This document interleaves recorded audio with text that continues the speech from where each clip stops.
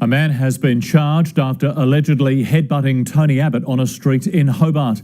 The former Prime Minister blamed bullying and intimidation by supporters of same-sex marriage, but the man arrested has revealed to 9 News his motivation.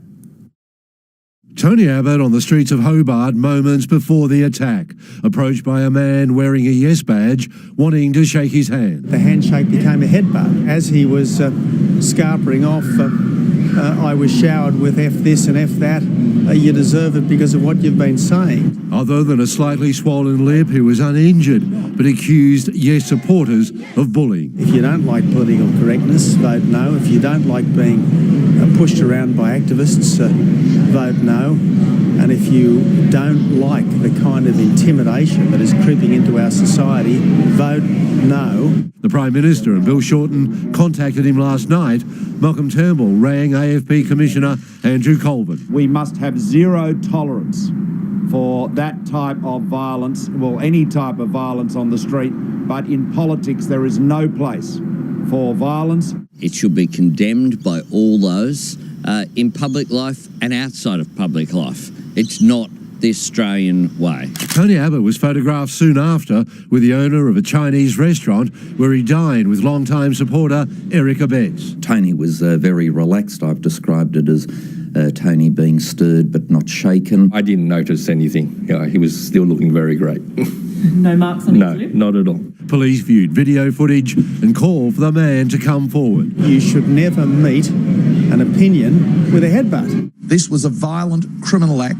nothing whatsoever to do with the point of view of the Yes, those of us who favour a Yes vote. Regardless, both sides of the debate, both sides of politics, say the incident's done the Yes campaign no favours.